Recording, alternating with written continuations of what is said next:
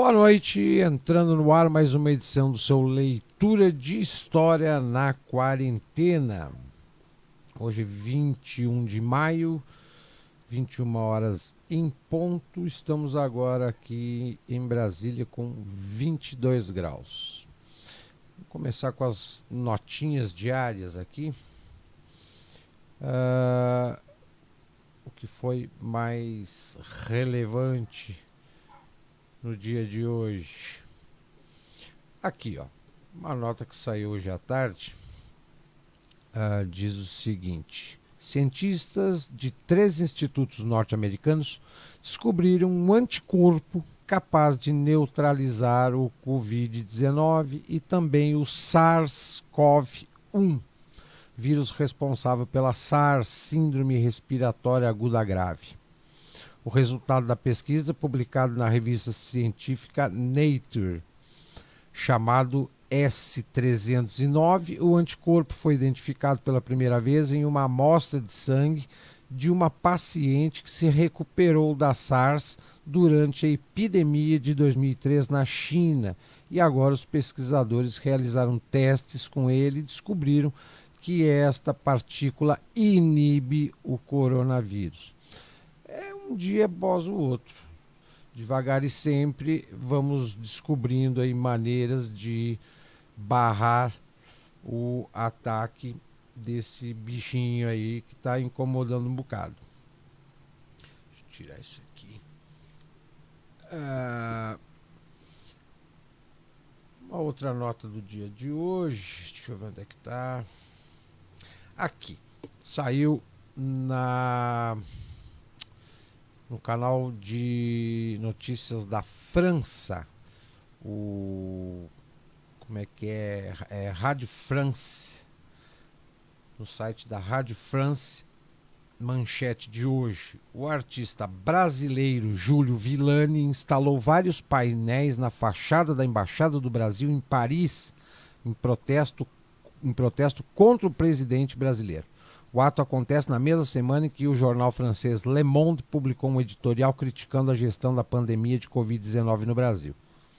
Quem passeava pelas margens do rio Sena, na região do Sétimo de Paris, na manhã desta quinta-feira, feriado na França, foi surpreendido por 6 grandes painéis verticais que tomavam boa parte da fachada da Embaixada do Brasil na capital francesa.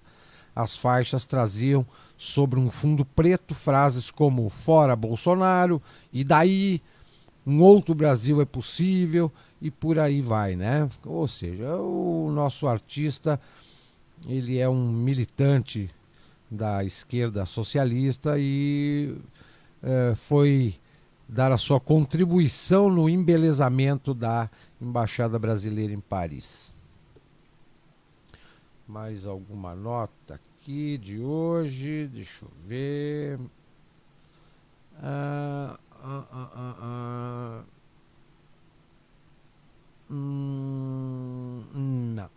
Não temos mais nenhuma nota pequena. Aqui, ó, não, uma última notinha. Saiu hoje aqui na imprensa local. Como revelado ontem, a deputada Carla Zambelli e Bia Kicis, as bolsonaretes, foram financiadas por Jorge Pfeffer, mas não se resume às duas. Muitos movimentos auto-intitulados do povo, independentes e apartidários, não seguiram a cartilha que pregavam. Eles foram cooptados pelo empresário, sócio da Companhia Suzano, que em 2007 vendeu seu braço petroquímico à Petrobras. Uma venda superfaturada que deu um prejuízo de 2,8 bilhões à estatal, que em valores corrigidos chega hoje à marca de 6 bilhões e 200 milhões de reais. A operação foi questionada na CPI da Petrobras em 2015 e é investigada a passos de tartaruga pelos procuradores coordenados por Deltan Dallagnol.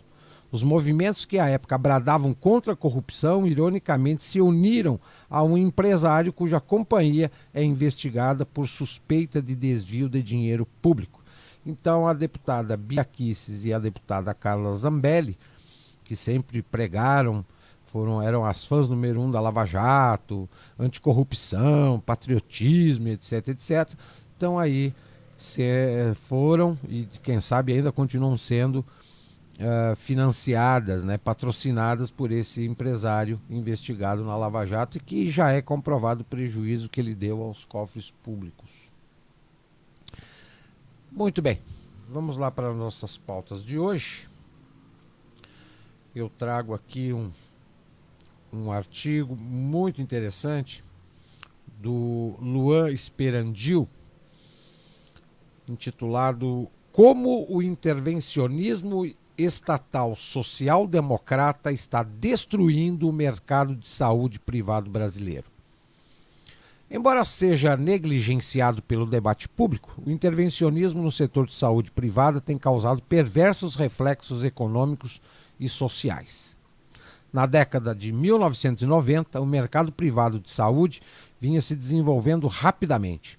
A crescente demanda, o colapso do serviço público de saúde e a parca regulamentação, isto é, a relativa ausência de barreiras de entrada no mercado, o que estimulava a livre concorrência, permitiram uma forte expansão do setor. Contudo, isso mudou com a ascensão do intervencionismo no setor ao final da década de 90, que se deu por diferentes formas. Após quase 2 décadas de crescente regulação estatal, temos atualmente um sistema oligopolizado, uma jurisprudência que, ao relativizar contratos, incentiva a judicialização de ações e uma grande escassez na oferta de planos de saúde individuais. E o cerceamento da livre concorrência, sendo esta a causa última do encarecimento dos planos de saúde. Por tudo isso, o diagnóstico das consequências do intervencionismo no setor é essencial para a proposição de mudanças nos arranjos institucionais. A intervenção do Estado na saúde privada passou a se dar de forma mais intensa a partir da promulgação da Lei nº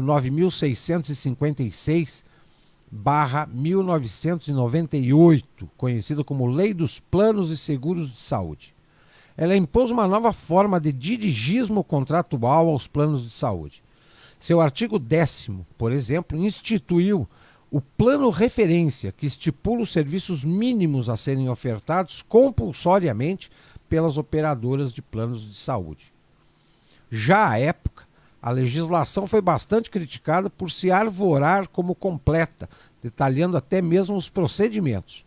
Apontava-se que ela faria o setor se tornar obsoleto, pois enrijeceria as relações de consumo aprisionando o consumidor. O dirigismo estatal começava ali a limitar a liberdade de estipular produtos diferenciados e personalizados para a necessidade de cada consumidor, cerceando a livre concorrência e, com isso, fazendo o setor tender naturalmente à oligopolização. Evidência disso é que no ano 2000 havia 3.577 operadores de plano de saúde atuando no Brasil. Uma década depois, em 2010, o número caiu para menos da metade, 1.628, sendo que apenas 12% delas concentram mais de 80% dos usuários. E em março de 2017, o número já era de apenas 1.076 operadoras. Boa parte desta queda na oferta e aumento da concentração foi causada pela famigerada Agência Nacional de Saúde Suplementar, criada no ano 2000, a famigerada ANS. A respeito das críticas à época, o intervencionismo no plano da saúde privada se intensificou com a criação da Agência Nacional de Saúde Suplementar, pela Lei 9.961/2000. Entre suas competências está autorizar o registro e funcionamento das operadoras, exercendo ampla normatização e fiscalização sobre suas atividades. A ANS estabelece inclusive as condições gerais para o exercício de cargos de direção dessas empresas. Ou seja, os planos de saúde viraram quase que uma empresa privada semi-estatal, é uma semi-estatal, é o governo que manda nelas. Naturalmente, a soberania do consumidor passou para segundo plano, pois as operadoras passaram a se preocupar apenas em cumprir as normas da agência para poderem continuar no mercado. Está aí, mais uma vez, o governo se intrometendo onde não é chamado e o maior prejudicado é o consumidor. Todos os contratos individuais passaram a ser regulados e hoje têm seus preços reajustados pela ANS e não pelas operadoras. Ignorando uma vasta literatura econômica que explica que controle de preços causa escassez, os índices de reajuste autorizados muitas vezes são desatrelados de critérios técnicos e menores que a inflação de serviços médicos. Consequentemente, a maioria das operadoras parou de oferecer a modalidade de contrato individual, concentrando-se nos contratos empresariais, que hoje correspondem a mais de 80% do mercado. Ademais, atualmente, a ANS estabelece um rol obrigatório de 3.216 procedimentos e eventos de saúde para que uma operadora de saúde possa funcionar, o que faz com que os clientes sejam obrigados a arcar direta ou indiretamente com custos de serviços que não tenham sequer interesse em utilizar. Pior, tal imposição impede planos de saúde de terem modelos de negócios especializados em determinadas áreas médicas. Outra forma de intervencionismo, desta vez indireto, ocorreu por meio da legislação que permite ao Poder Judiciário relativizar contratos, mitigando o dogma da autonomia da vontade, princípio clássico da teoria contratual. Os planos de saúde, como qualquer organização empresária, visam ao lucro, o qual é imprescindível para a viabilidade econômica da atividade. No entanto, parcela da doutrina jurídica tem considerado a existência de cláusulas restritivas de cobertura como abusivas, entendendo que o judiciário deve obrigar as seguradoras a incluir procedimentos médicos não previstos contratualmente. O impacto disso na operação dos planos de saúde é que essa despesa não prevista afeta a operação econômica de custeamento de toda a cadeia de contratantes. Ou seja, é o nosso judiciário socialista, né, legislando e impondo a sua vontade ou a sua interpretação para favorecimento de um ou de outro. E que, na verdade, não favorece nem plano de saúde e muito menos o contratante. Só enche o ego dos magistrados que decidem, se metem aonde não são chamados. Por conseguinte, caso não sejam observadas as restrições às coberturas acordadas em contrato, a operação pode se tornar inviável economicamente. Ou então, os custos serão repassados a todos os outros clientes. Assim, amparada pela doutrina, sedimentou-se uma jurisprudência tendente a impor serviços médicos além daqueles contratados. A consequência lógica foi a criação de um perverso incentivo. Consumidores passaram a ingressar com demandas judiciais para pleitear prestações não cobertas contratualmente. Aí vem a desonestidade do brasileiro, né? Já que a justiça, eu entro com uma ação e a justiça me dá, mesmo eu não tendo essa cobertura no contrato, o brasileiro desonesto entra na justiça para ganhar o que não foi acordado em contrato. Como evidência, os custos com processos judiciais nos planos de saúde dobraram entre 2013 e 2015, superando a marca de R$1 bilhão. Tudo isso gera aumento na insegurança jurídica e nos custos de transação, uma vez que os contratos não mais estão sendo corretamente obedecidos. Inevitavelmente, todos estes custos são repassados ao restante dos clientes. Ao intervir desta forma, o judiciário afeta todo o ambiente econômico, impactando empresas, agentes e o próprio mercado, criando incertezas e custos desnecessários. Tinha que mandar essa conta para os magistrados. Os dados mostram que há uma tendência entre os magistrados de deferir pedidos liminares, mesmo sem pedido de informação complementar. Ou seja, nestes casos de judicialização dos planos de saúde, o judiciário decide favoravelmente ao consumidor, mesmo em segunda instância e em 3/4 das ações, com decisões que desconsideram seu fluxo econômico. Ou seja, os socialistas lá, olhando para os planos de saúde como uns capitalistas explorador e não observando as cláusulas contratuais, favorecendo os desonestos que ficam pedindo aquilo que não tem direito. Por conseguinte, o Poder Judiciário tem amparado suas decisões não na abusividade, mas sim em razões humanitárias, com o intuito de proteger o consumidor supostamente desamparado, formando-se assim uma jurisprudência sentimental. É assim que se faz. Tudo é o tal do humanismo socialista, tudo é tudo pela emoção, nada pela razão.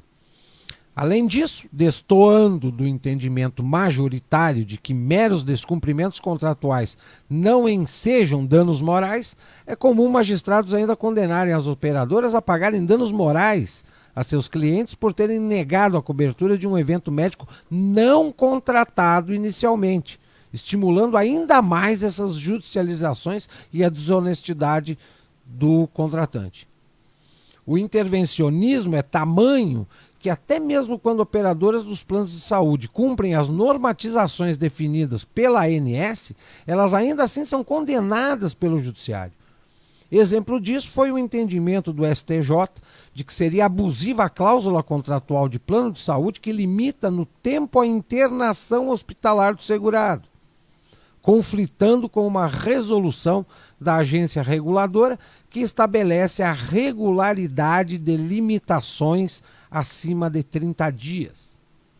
Assim, enquanto o ideal é que os contratos ofereçam garantias que os direitos poderão ser plenamente exercidos, reduzindo riscos futuros e gerando cooperação entre os contratantes, o intervencionismo estatal logrou produzir incentivos negativos ao ambiente econômico em relação aos contratos, o que resulta em uma maior ineficiência alocativa dos recursos. Conclusão.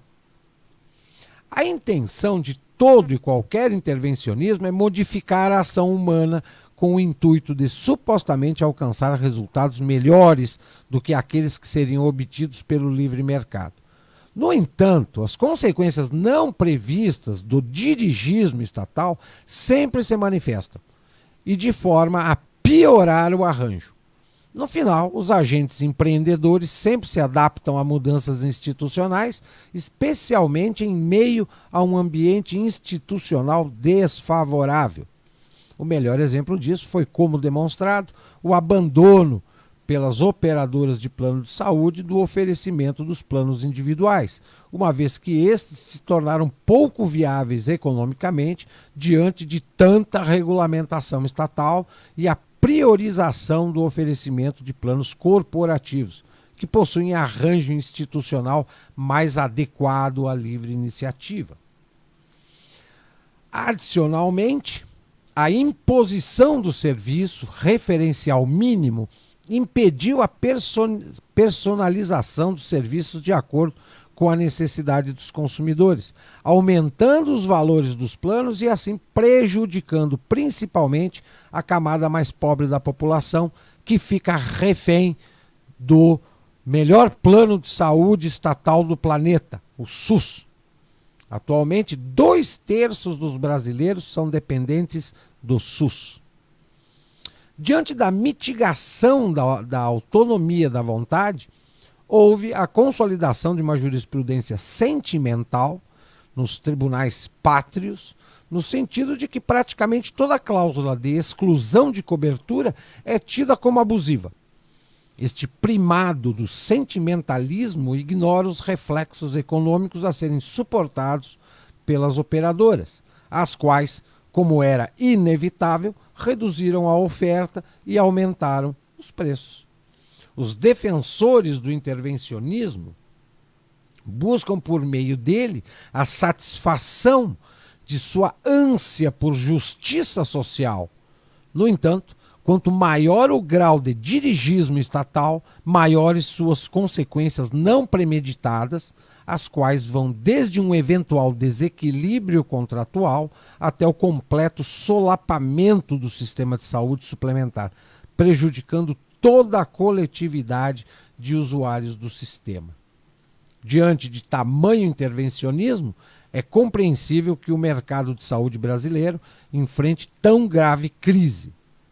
Parafraseando Aldous Huxley, os fatos não deixam de gerar consequências somente porque são ignorados pelo debate público. Então nós temos aí planos de saúde que são orientados, praticamente gerenciados pelo Estado,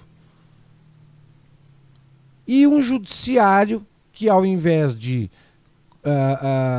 cumprir a lei, aplicar a lei, ou no mínimo verificar se os contratos estão de acordo, estão sendo bem cumpridos, não. Ela acaba criando novas regras e impondo essas suas regras sentimentais para os planos de saúde, e os magistrados não estão nem aí se o plano de saúde vai quebrar ou não vai quebrar, se o consumidor vai pagar mais caro ou não vai. O que interessa é nutrir a vontade de um consumidor que quer a mais daquilo que ele contratou. Ou seja, o judiciário, em vez de atuar com honestidade, acaba alimentando a desonestidade do contratante. Esse fica bem claro por que os planos de saúde e o próprio sistema de saúde estatal, que é uma vergonha, é um lixo, para não dizer outra coisa, né? O Estado não consegue administrar e fornecer bons serviços de saúde do SUS, mas ele ainda tem que gerenciar e tem que impor a sua vontade nos planos de saúde também. Difícil, muito difícil. Vamos para um tema histórico aqui, eu separei para hoje. Se sabe muito pouco e muito do que se fala sobre Idade Média é um pouco ficcional demais. Né? Muito mito, muita lenda, muito mito. Então vamos conhecer um pouco sobre a verdadeira vida que a humanidade tinha na Idade Média. O sábado de um típico camponês na França do século X começa às 5 horas da manhã. Ele, a esposa e os 4 filhos acordam em sua casa de um único cômodo, comem mingau de pão e dão início à labuta. O pai e os mais velhos, de 12 e 14 anos, vão para o campo. A colheita de trigo e cevada está atrasada. A família passou os 2 dias anteriores cumprindo o trabalho obrigatório nas terras do senhor feudal. Há muito o que fazer. A mãe e os mais novos, de 6 e 8 anos, vão lidar com a horta e as galinhas. Todos fazem uma rápida pausa para comer, sempre que possível, peixe. O batente só termina quando já está escuro. Eles dormem juntos, sobre um amontoado de palha, iluminados por vela de sebo e aquecidos por uma pequena fogueira no centro do cômodo. Descansam felizes. O dia seguinte é o único da semana em que a rotina árdua muda um pouco. Seguem o comando dos sinos e vão à missa. Rezam por suas almas e são orientados mais a temer o diabo que a adorar a Deus. Assim viveram durante 10 séculos, 1000 anos, 90% dos habitantes do velho continente, ou da Europa. Do ponto de vista deles, a Idade Média foi uma época de contrastes sociais profundos, violência, doenças, a metade dos bebês não chegava aos 2 anos, e tímido avanço tecnológico, à mercê das intempéries da natureza. Nessa era de preces, pão e fuligem, as pessoas mais simples morriam cedo, comiam quando dava e se submetiam às determinações dos senhores e dos padres. Já a nobreza construía castelos, cobrava impostos e devorava até 9.000 calorias diárias. Um singelo botão de ouro no vestido de uma dama equivalia a 140 dias de trabalho de um camponês. A Idade Média é delineada pouco antes da data oficial de origem, 4 de setembro de 476 d.C., quando o imperador Rômulo Augusto é destronado. Desde os anos 300, a falta de controle de Roma sobre as províncias dava margem para as constantes invasões dos bárbaros, os estranhos povos do norte que não falavam latim. Moradores de áreas isoladas estavam sujeitos a ondas de saque permanentes. Na falta de um governo central forte, o jeito foi pedir ajuda aos ricos mais próximos. No século IV, começa a surgir uma relação de dependência. Os camponeses oferecem tudo o que têm, a força de trabalho. Em troca, conseguem viver com o mínimo de paz. Essas relações são mediadas por códigos de honra, obrigações claras e acabam disseminadas. Normas de conduta são herdadas da seita judaica, que havia se desenvolvido e ocupado corações e mentes do Império. Entre os legados romanos incorporados pela Idade Média, o cristianismo é o mais marcante. De reis a agricultores, é mandatório seguir os ditames da Igreja. Mosteiros se espalham pelo continente e logo se configuram como o grande e único centro de saber. Em tempos sem imprensa e de ampla maioria de analfabetos, as bibliotecas dos mosteiros são um instrumento de controle. Mesmo nobres ricos só têm acesso a obras consideradas aceitáveis. Rica, aliás, também é a Igreja. Próspera com o dízimo e doações de terra, o que permite a proliferação das construções. As abadias funcionam como abrigo para os desvalidos e para os enfermos também. As doenças são vistas como uma manifestação do mal. Os tratamentos consistem em plastros. O mais comum é feito de mel e cocô de pombo. Mel com cocô de pombo. Sangrias e muitas orações. A ciência médica é rejeitada e os conceitos, oriundos dos gregos, não identificam que enfermidades típicas do período, como disenteria, ergotismo, envenenamento por cereal contaminado, peste bubônica, resultam das más condições de higiene e saneamento. O camponês medieval toma banhos semanais, mais do que muitos europeus do século XIX, mas dorme com os animais dentro de casa e faz suas necessidades ao relento. Mesmo os castelos só têm uma privada. Não há tratamento de dejetos ou de esgoto. Os religiosos trabalham em suas próprias plantações, mas nem o serviço braçal muda certos hábitos. São Jerônimo, que viveu entre o ano 347 e 420 d.C., dizia que quem aceitou a fé e se lavou no sangue de Cristo não precisava mais aguar o corpo. Por isso, os monges fugiam à regra e não tomavam banho mais que 5 vezes por ano. São eles os maiores produtores de vinho, cerveja e queijo. Em dias comuns consomem 1,5 kg de pão, com 200 gramas de carne e queijo, 1,5 litro de vinho ou cerveja. Essa dieta de 6.000 calorias sem saladas não ajuda muito a melhorar a média de vida da época, 35 anos.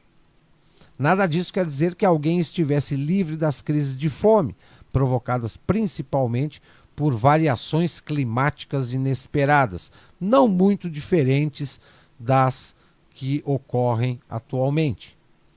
Um período de aquecimento global atingiu o planeta entre o ano 800 e 1300, o que, no geral, favoreceu a produção de alimentos. Mas o desabastecimento existia e atingia até os abastados. Quer dizer, aquecimento global, esse aquecimento global que a gente vê hoje não é a primeira vez que ele ocorre. O camponês era mais vulnerável, comia menos. Por incrível que pareça, entretanto, os pobres comiam muito melhor do ponto de vista nutricional, com maior variedade. Exceção feita a poucos personagens, como Carlos Magno, que viveu entre 747 e 814, e Luís IX, que viveu entre 1214 e 1270, os reis têm pouquíssimo poder para além dos muros de suas propriedades. Entre os séculos 9 e 12, a Europa se divide em cerca de 60 feudos. São os senhores feudais que controlam a vida dos arredores. A partir de suas casas fortificadas, que evoluem até se tornar castelos no século X, eles vivem cercados por empregados. O camponês passa a metade de seu tempo útil trabalhando no chamado manso senhorial, a área de plantio do latifúndio. Ele mesmo vive e cultiva seu alimento nos arredores. Tudo que planta ali é seu, mas não tem direito a manter em casa fornos ou moinhos. Para usá-los, paga aluguel na forma de produtos que colheu nas terras sob seu controle. Patrimônio do senhor. É dele, aliás, entre outras benesses, a prerrogativa de desvirginar as filhas recém-casadas de seus súditos. Ele provê a segurança da comunidade, promove o treinamento de cavaleiros, torneios festivos e a organização das tropas para os combates.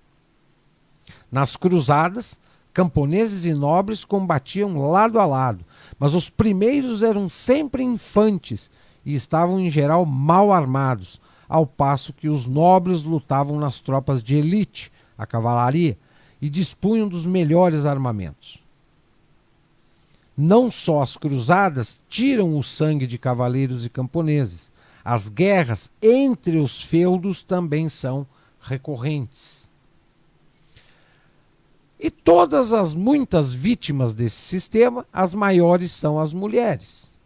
Sobre Eva, o teólogo Tertuliano já afirmava: tu és a porta do diabo, tu consentiste na sua árvore, foste a primeira a desertar da lei divina. Santo Agostinho lamenta a forma como as pessoas vêm ao mundo. Nascemos no meio da urina e das fezes, afirmava Santo Agostinho.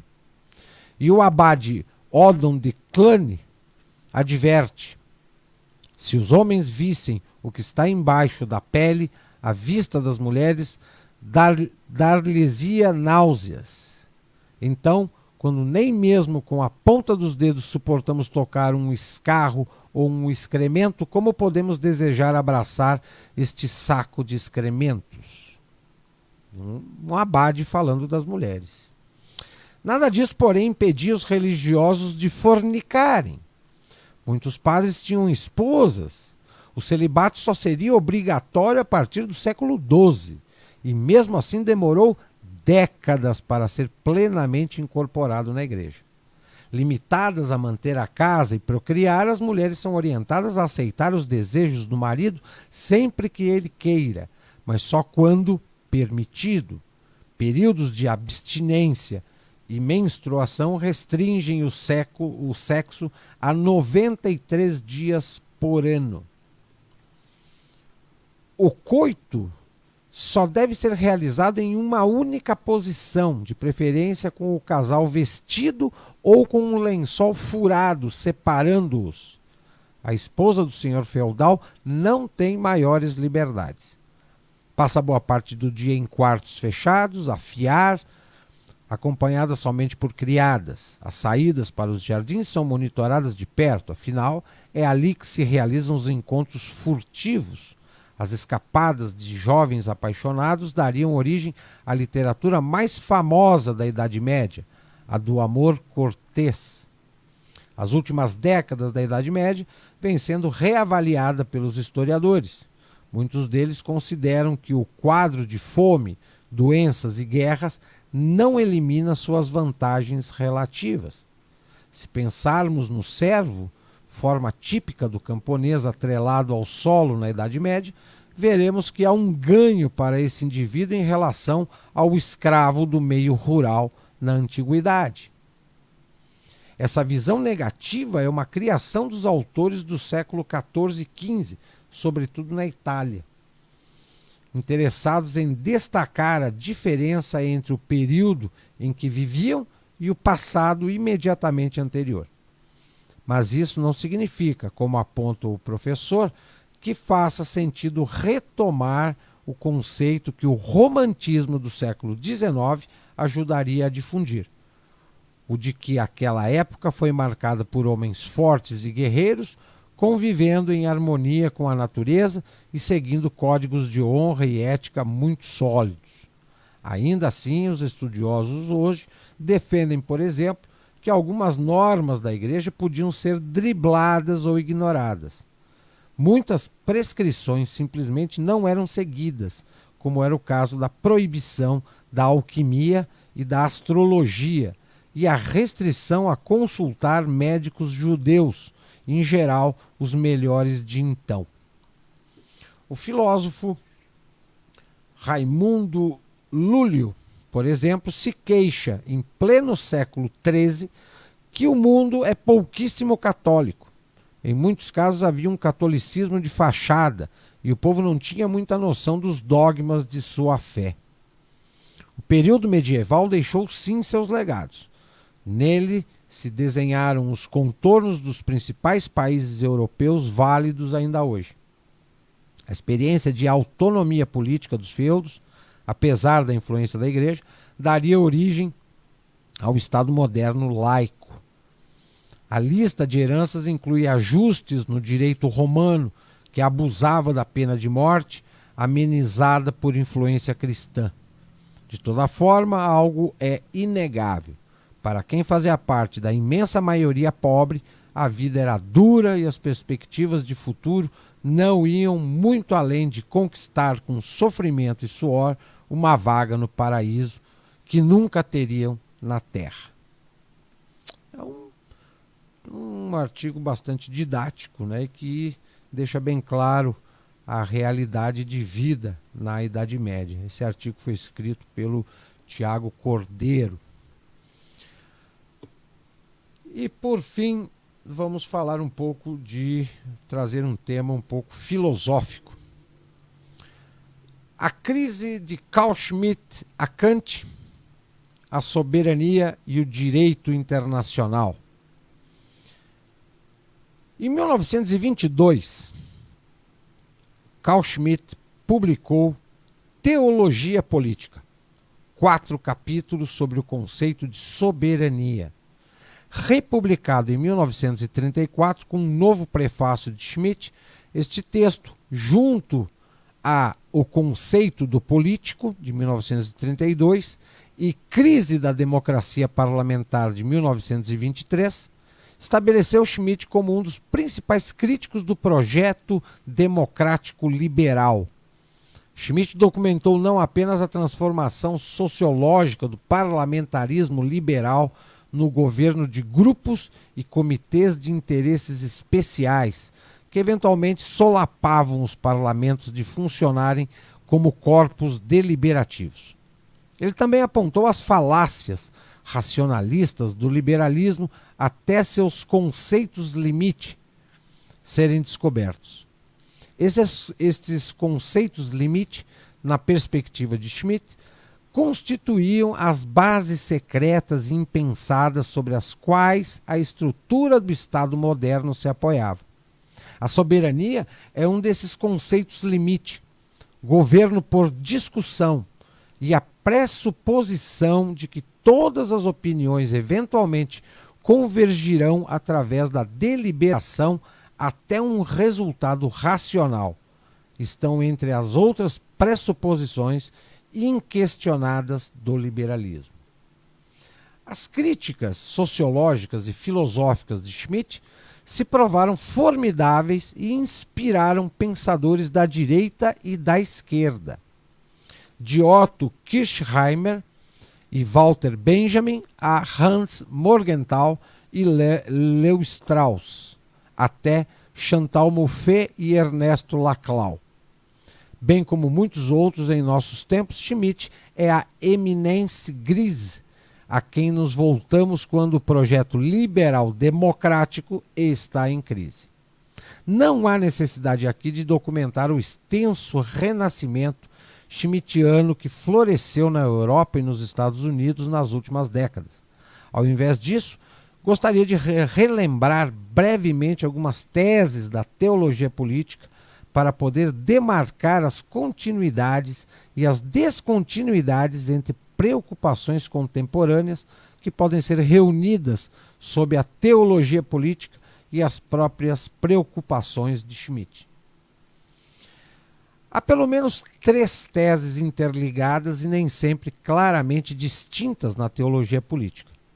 Em primeiro lugar, há a tese sobre a história das ideias, às vezes referida por Schmitt como a sociologia dos conceitos, e melhor expressada através da seguinte afirmação: todos os conceitos significativos da moderna teoria do Estado são conceitos teológicos secularizados, não só por causa de seu desenvolvimento histórico, no qual eles foram transferidos da teologia para a teoria do Estado, por meio do que, por exemplo, o Deus onipotente se tornou o legislador onipotente.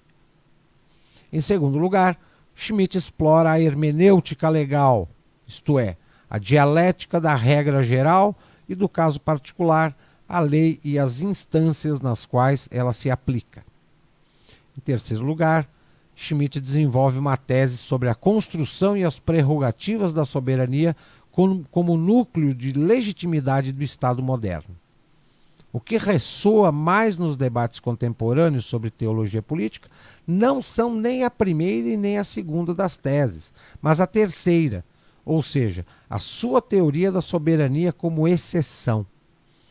É como se Zeitgeist político de nossos tempos tivesse dado vida nova às famosas linhas de abertura da teologia política de Schmitt. Soberano é aquele que decide sobre a exceção. O conceito de soberania tem uma dimensão interna, além de uma externa. Concido como uma norma no direito doméstico, ele se refere à mais alta fonte de autoridade em um regime jurídico, e aspectos significativos da obra de Schmitt são dedicados a analisar os dilemas constitucionais da legalidade e da legitimidade que cercam a soberania. A soberania também tem uma dimensão internacional. Após o Tratado de Westfália de 1648, que encerrou as guerras religiosas na Europa, ela tem significado que uma entidade política unitária seja uma monarquia ou uma democracia. É reconhecida por outras unidades políticas como igual e interage com elas com base em certas normas, leis e tratados. No mundo pós-11 de setembro, muitos estudiosos têm se voltado para esta dimensão dos escritos de Schmitt sobre soberania externa e direito internacional. Enquanto alguns veem neste novo século XXI a difusão e emergência de normas cosmopolitas, outros dizem que é a disputa pelo poder do Império Americano ou da única superpotência que impulsiona os conflitos internacionais de nossa era. Assim, em um artigo chamado Uma Guerra Justa ou Apenas uma Guerra?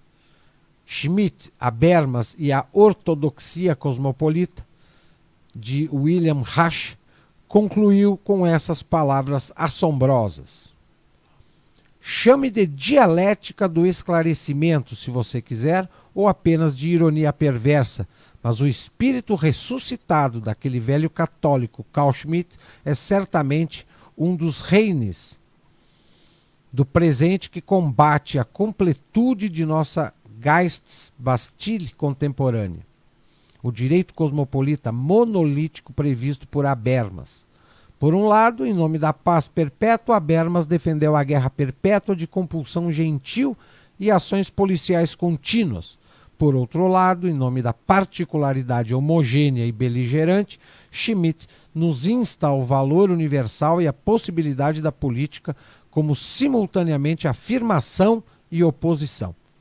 Assim, Schmitt, o nacionalista, também pode ser Schmitt, o multiculturalista internacional, que oferece àqueles que obstinadamente querem resistir ao Ocidente um embasamento teórico. Publicado em 2000... Opa, pulou aqui minha parte. Aqui.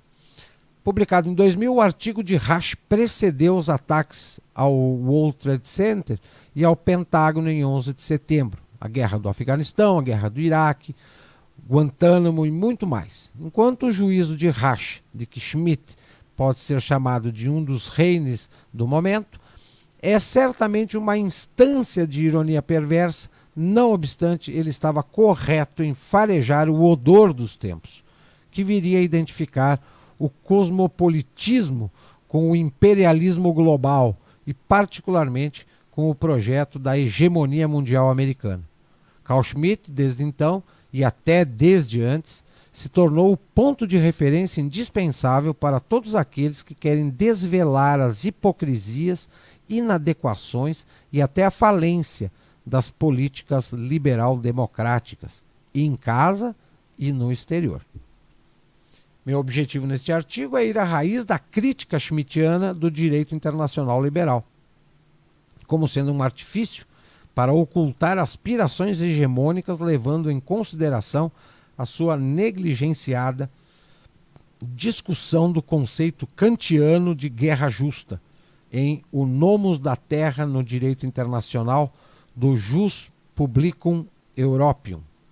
Contrariamente ao que Rasch afirma, veremos que Schmitt não é nenhum defensor inocente do multiculturalismo, resistindo à hegemonia ocidental. Ele é um teórico autoritário do Estado que quer que a guerra permaneça prerrogativa dos Estados-nações soberanos e que luta contra as restrições do direito internacional à guerra agressiva ao denunciar a Liga das Nações, o Pacto Kellogg-Briand e Woodrow Wilson por criminalizar a guerra. Após examinar as múltiplas camadas nas quais o argumento de Schmitt em seu Nomos da Terra procede, a parte 1 focará em uma leitura de sua crítica do conceito kantiano de inimigo injusto, o hostis injustus, nos elementos metafísicos da justiça.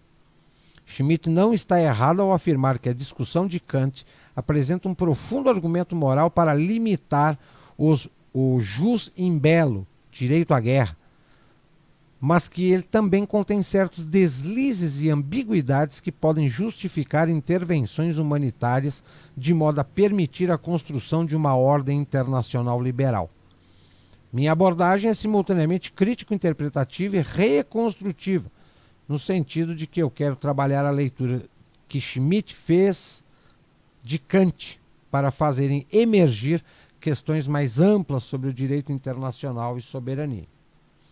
Na conclusão, eu me volto para a discussão contemporânea dessas questões, também atuais na Suprema Corte norte-americana, e defendo que Schmitt, bem como críticos esquerdistas da hegemonia americana, falsificam a relação entre direito internacional e soberania democrática, como se esse fosse um modelo de dominação de cima para baixo. Mesmo conflituosa, a relação entre normas internacionais e soberania democrática precisa ser interpretada como uma de mediações e não de dominação. O O Nomos da Terra é uma obra tardia de Carl Schmitt, publicada pela primeira vez em 1950, ainda que alguns dos artigos sobre esses temas tenham aparecido nos anos 40. É uma obra magisterial que estabelece a importância de Schmitt como especialista em direito internacional. O texto avança simultaneamente em 3 níveis que podemos caracterizar como um nível ontológico, um nível político-realista e um nível pessoal. No nível ontológico, Schmitt está estabelecendo uma ligação entre Ordnung e Ortung, ordem e orientação, entre a lei enquanto nomos e a terra.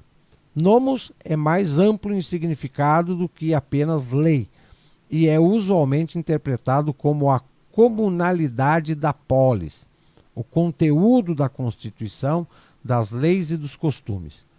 Em termos que não podem deixar de nos recordar, Heidegger,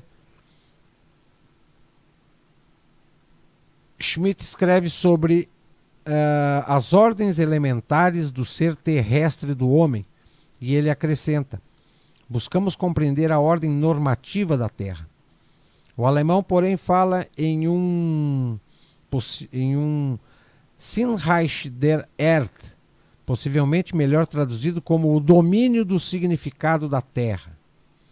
Essas teses ontológicas sobre lei enquanto nomos, a Terra e seu significado, ordem e orientação, têm suas fontes em um velho e atual debate no qual Schmitt estava envolvido com neocantianos, como Hans Kelsen. Como Rafael Gross explica em um artigo esclarecedor, Schmitt adotou o conceito de nomos, herdado da teologia política do protestantismo alemão, tal como defendido por Wilhelm Steppel, que por sua vez havia desenvolvido este conceito como parte de seu enfrentamento teológico com o judaísmo. Qual é a fonte da autoridade da lei? A vontade ou a razão humana? Ou alguma ordem mais fundamental que precede os atos legislativos humanos? A lei expressa princípios de justiça humana ou estaria a lei fundada em alguma outra ordem que precede, mas limite, a justiça humana? Schmitt não é um teórico dos direitos naturais e ele não pode responder ao positivismo kelsciano, apelando ao direito natural. Em vez disso, ele apela a uma ordem da terra e do lugar, em oposição às compreensões positivistas da lei, que veem a lei como cobrindo tanto a terra quanto o mar, e como emergindo quando quer que a vontade de uma deva ser posta sob uma lei da liberdade para coexistir com a vontade da outra, para usar uma locução kantiana. Em vez disso, para ele, o conceito alemão de lei está profundamente implicado na oposição teológica entre lei judaica e graça cristã. No nível da Realpolitik, a segunda metade da obra de Carl Schmitt empreende uma impiedosa, mas nem sempre injustificada, polêmica contra as tentativas anglo-saxãs e especialmente americanas de desenvolver um novo direito das nações. A formação estatal moderna no Ocidente começa com a territorialização do espaço, o fechamento de uma porção particular da terra e sua demarcação frente a outras, através da criação de fronteiras protegidas, e a presunção de que tudo que está dentro dessas fronteiras, seja animado ou inanimado, pertence ao domínio do soberano. É central para o sistema de estados territorialmente vinculados da modernidade ocidental. Neste modelo westphaliano, a integridade territorial e uma autoridade jurisdicional unificada são 2 lados da mesma moeda. Proteger a integridade territorial é o lado anverso do poder do Estado de afirmar a sua autoridade jurisdicional. Os estados absolutistas modernos da Europa Ocidental eram governados pelo Jus Publicum Europium, como seu direito internacional. Porém, este modelo foi instável desde seu início, ou como na famosa frase de Stephen Krasner, soberania é hipocrisia. A descoberta das Américas no século XV, as aventuras imperialistas na Índia e na China, a luta por dominação sobre o Oceano Índico e a colonização da África no século XIX destruíram esta forma de soberania estatal e direito internacional ao desgastarem suas periferias. Não apenas o confronto do Ocidente com outros continentes, mas a questão sobre se o Império Otomano pertencia ao Jus Publicum Europium mostrava as limitações dessa ordem, ainda que o próprio Schmitt não esteja longe de idealizar este momento westphaliano na evolução da lei da terra. A sua própria narrativa documenta os seus limites inerentes e a sua eventual dissolução. A desterritorialização dos estados modernos caminha lado a lado com a sua transformação de repúblicas burguesas em impérios europeus, sejam estes os da Inglaterra, da França, da Espanha, de Portugal, da Bélgica, da Holanda ou da Itália. Acompanhando estes desenvolvimentos, houve tentativas de formular uma nova lei das nações para suceder o Jus Publicum Europium. De destaque entre essas foram os esforços fracassados da Liga das Nações de projetar uma nova ordem espacial jurídica entre 1919 e 1939, ou seja, depois da Primeira Guerra Mundial e antes de começar a Segunda Guerra Mundial. Para Schmitt, o problema decisivo neste período, mais do que o das colônias, é a relação entre os Estados Unidos e a Liga, como ele apresenta de maneira mordaz.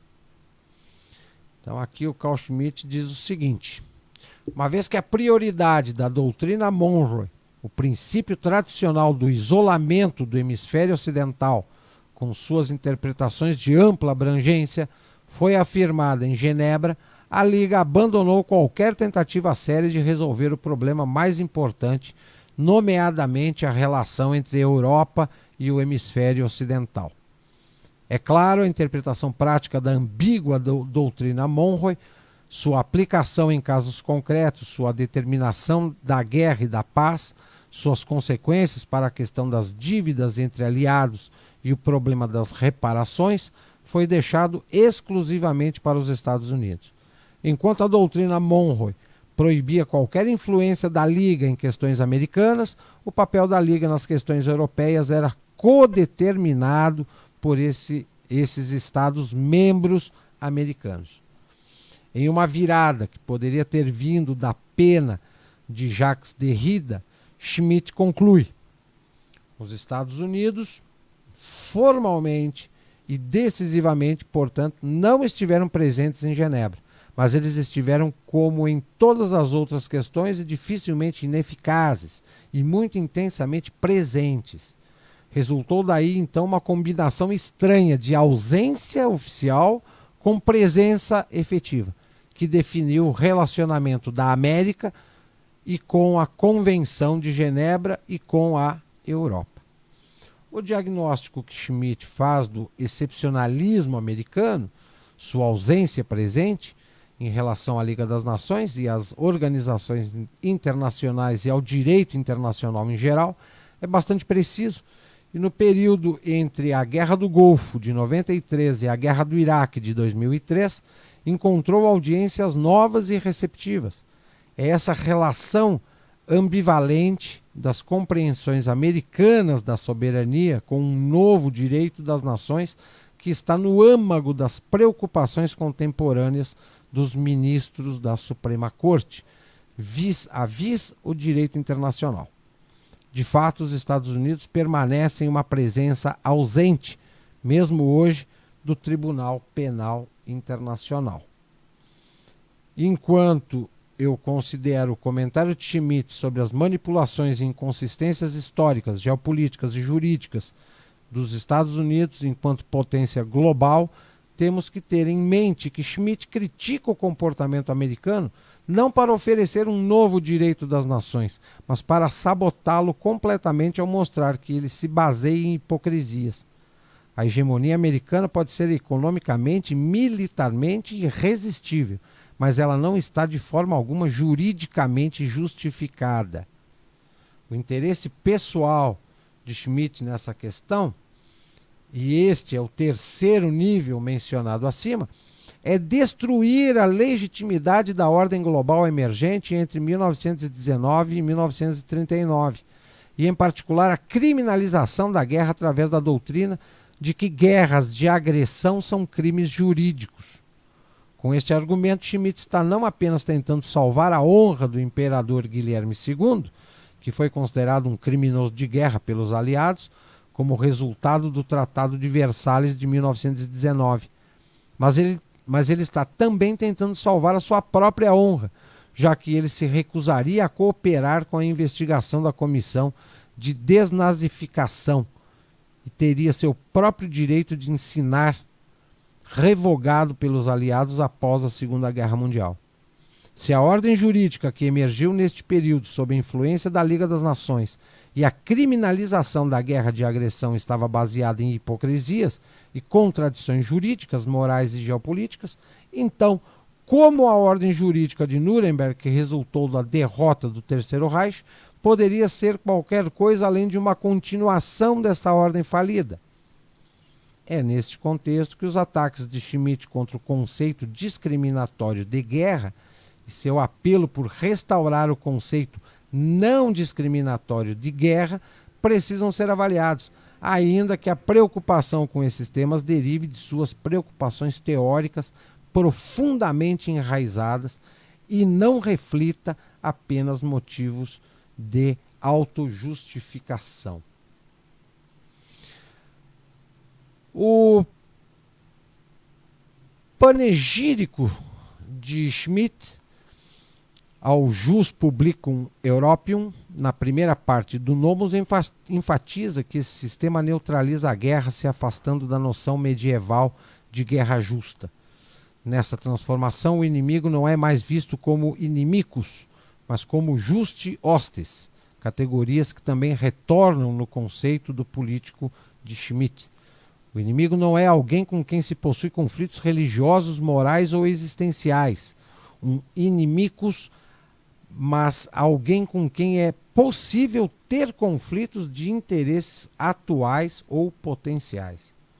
Schmitt, porém, nunca é consistente em suas tentativas de distinguir hostis de inimicus, o inimigo público do inimigo privado, por causa de sua alegação de que o inimigo é aquele com quem se tem um tipo mais intenso de conflito. Em última análise, essa distinção nos leva de volta à sua teoria racialmente fundamentada do povo como Volksgemeinschaft, tal como Carl Leavitt, um dos primeiros e mais perspicazes observadores de Carl Schmitt. Aqui o Carl Leavitt faz uma afirmação. Por um lado, ele deve se apossar de uma substancialidade que não mais se encaixa em sua própria situação histórica e da qual o inimigo deriva conteúdo substantivo. Por outro lado, como um homem moderno, pós-romântico, que pensa muito ocasionalmente ser capaz de crer em distinções divinamente desejadas e naturalmente dadas, ele deve novamente relativizar as pressuposições substanciais e alterar toda a sua distinção fundamental em uma existencialidade formal. Como consequência, suas formulações decisivas da distinção amigo-inimigo transitam indecisivamente entre uma compreensão substancial e uma compreensão ocasional da amizade e da inimizade, de modo que não sabemos se o que está em jogo aqui são aqueles de tipo semelhante e aqueles de tipo diferente, ou se o que está em jogo são simplesmente aqueles que com ou contra são ocasionalmente aliados. Sobre o fundamento mutável dessa ambiguidade, Schmitt constrói seu conceito do político, cujo traço essencial não é mais a vida na polis, mas simplesmente o jus belli.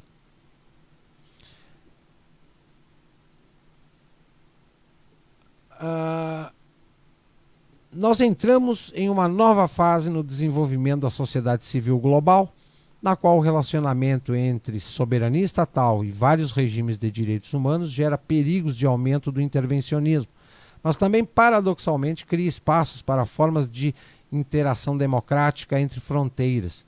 São as perplexidades dessa nova paisagem jurídica e política que enviam muitos críticos à esquerda e à direita à obra de Carl Schmitt.